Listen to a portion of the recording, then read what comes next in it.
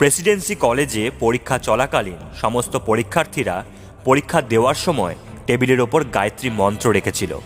সেটি কলেজের ব্রিটিশ অধ্যাপকের চোখে পড়লে অধ্যাপক বলে, তোমরা কি চিটিং করছো? পরীক্ষার্থীরা বলে, না স্যার, এটা গায়ত্রী মন্ত্র।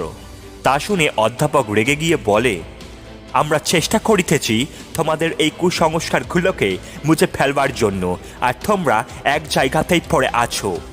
এই বলে অধ্যাপক গায়ত্রী মন্ত্রটি ছিঁড়ে ফেলেন এবং বলেন, এই ক্লাসে আর কোনো কুসংস্কারে বিশ্বাসী থেকে থাকিলে বেরিয়ে যেতে পারো।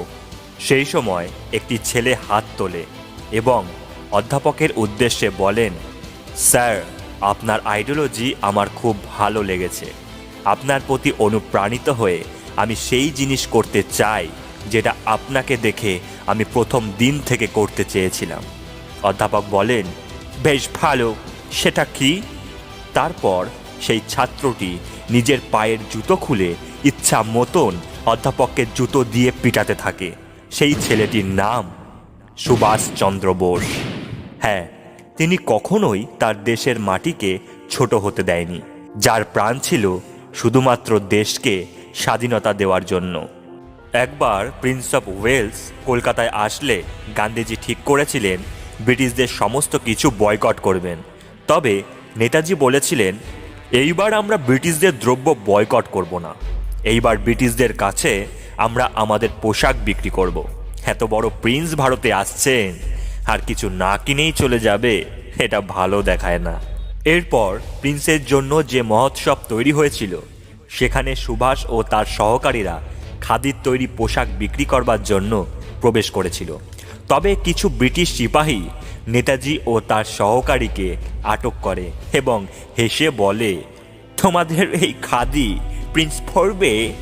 নেতাজির মুখ থেকে উত্তর আসে, তোমাদের সরকার এতটাই গরিব নাকি যে এই খাদি কিনতে পারবে না? এরপর সুভাষকে 6 মাস জেলে কাটানোর সাজা শোনানো হয়।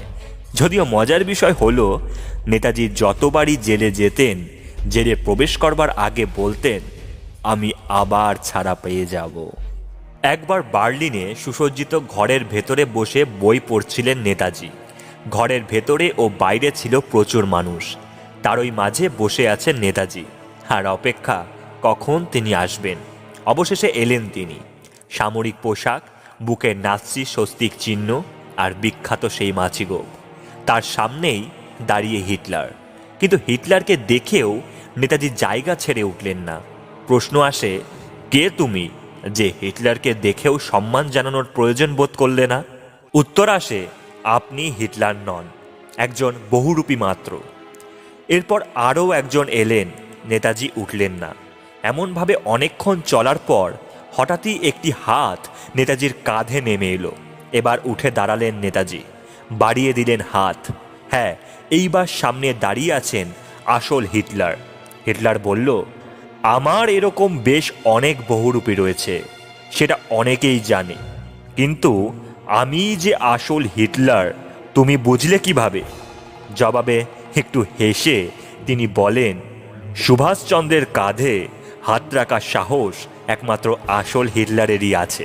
হ্যাঁ, তিনিই ছিলেন সুভাষচন্দ্র বসু। এরকমই আরও একটি ঘটনা হলো, নেতাজি কংগ্রেসের প্রেসিডেন্ট পদ ত্যাগ করে যখন অল ইন্ডিয়া ফরওয়ার্ড ব্লক দল তৈরি করেছিলেন, তখন সেই দলের প্রবেশপত্রের পাশে একটি দাড়ি কাটার খুর রেখে দিয়েছিলেন। তিনি চেয়েছিলেন তার দলে অংশগ্রহণকারীরা স্বাক্ষর করে নয়, সেই খুর দিয়ে হাত কেটে রক্ত বার করে সেই রক্তের ছাপ পত্রের ওপর দিয়ে তারপর দলে প্রবেশ করুক। তিনি যেমন দেশের জন্য প্রাণ দিতে পিছপা হতেন না, তিনি চেয়েছিলেন তার দলে তারাই থাকবে যারা দেশের জন্য প্রাণ দিতে দুবার ভাববে না। কেমন লাগলো নেতাজি সম্পর্কিত বিষয়গুলো জেনে আমাকে কমেন্ট করে জানান, আর ভিডিওটি ভালো লেগে থাকলে চ্যানেলটিকে সাবস্ক্রাইব করে দেবেন। ধন্যবাদ।